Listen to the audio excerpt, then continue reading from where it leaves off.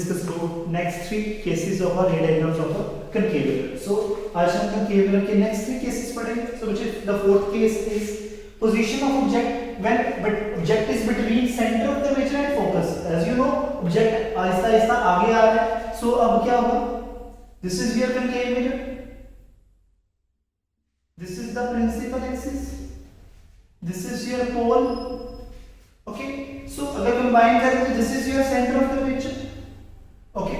Now this is, let's suppose in between there is a focus, and object is between center of curvature and focus. Let's suppose here it is object. Here is your object A, B. AB is your object. First ray is parallel to principal axis, which is जब कोई ray parallel होती है principal axis से तो कहाँ से पास करती है? Focus से. So ये ray focus से पास करती है. Clear? So ray आपकी focus से पास करती है. Okay. So now अगर मैं इसको थोड़ा सा एक्सपेंड कर दूं आपको, अब एक रे हमारी सेंटर ऑफ कर्वेचर से पास करेगी. सो सेंटर ऑफ कर्वेचर से पास करेगी तो यहां से स्ट्राइक करके क्या होगा? यहां से स्ट्राइक करके क्या करेगी? सेंटर ऑफ कर्वेचर से कोई भी रे पास करती है तो कहां से जब रिफ्लेक्ट करके कहां वापस आती है? रीट्रेस कर देती है पाथ. सो यहां से ही वापस आ जाएगी. सो ये रे आगे हम मीट करवा देंगे, आगे ऐसे चलती रहेगी. ये भी रे आगे एक्सटेंड कर दी, ये भी रे एक्सटेंड कर. So ये आपका पॉइंट क्या आ गया? This is your point. That means it makes an image. So अब क्या है? AB, तो आपकी इमेज क्या आ जाएगी? A dash B dash. So here it is your image. तो ये फ्रंट पे बनी है तो इन्वर्टेड आएगी. So एरो की साइड पे A था, so here it is A dash, here it is B dash. Okay? So ray parallel गई, कहाँ से पास की? फोकस से. और जो रे सेंटर ऑफ कर्वेचर से पास की थी तो उसने अपना पाथ रीट्रेस कर दिया और दोनों मीट कहाँ की? A dash पॉइंट पे. So that means A dash B dash is your image. अब पोजीशन ऑफ इमेज कहाँ बनी है? सेंटर ऑफ कर्वेचर से पीछे बनी है. So it is beyond center of curvature. So it is beyond C. Now size of image बड़ी है, so that is magnified. So अगर बड़ी हो इमेज तो magnified, small हो तो diminished. अब ये बड़ी है ऑब्जेक्ट के कंपैरेटिव, ऑब्जेक्ट इतना था, इमेज उससे बड़ी है तो magnified. एंड नेचर फ्रंट पे बन रही है तो रियल एंड इन्वर्टेड. रियल भी है और आपको पता है इन्वर्टेड भी इमेज दिख रही है. So it is inverted. Clear? Next case, when fifth case is when object is at principal focus. Now this is your concave mirror. This is the principal axis, this is the pole, this is center of curvature, this is focus. अब object कहां है? Focus पे. So object आपका focus के ऊपर, ये रहा object. Now first ray is parallel to principal axis. जो कोई रे पैरेलल हो कहां से पास करती है? फोकस से ही पास करेगी. रे तो फोकस से ही पास करेगी. क्लियर? अब दूसरी रे सेंटर ऑफ कर्वेचर से जाती है और स्ट्राइक करके वापस रीट्रेस कर देती है अपना पाथ. तो कहां से आ जाएगी? वापस आ जाएगी. ये वापस भी इसी रे से आ जाएगी.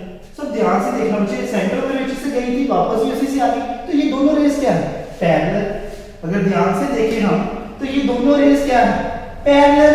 तो कहां मीट करेगी? So image is at infinity. So rays meet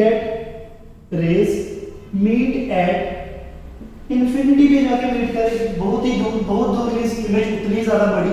तो पहले तो पोजीशन ऑफ इमेज कहां बनेगी? At infinity.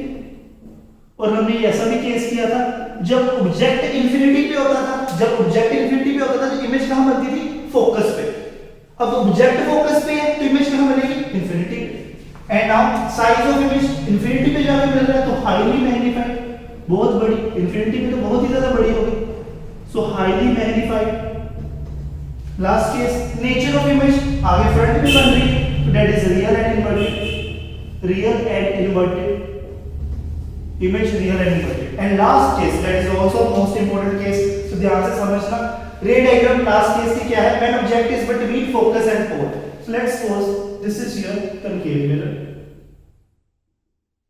this is the principal axis, this is your center of curvature, this is the focus. Object is between and this is the pole. और object क्या है? pole और focus के between है. Let's suppose this is the object, AB is the object.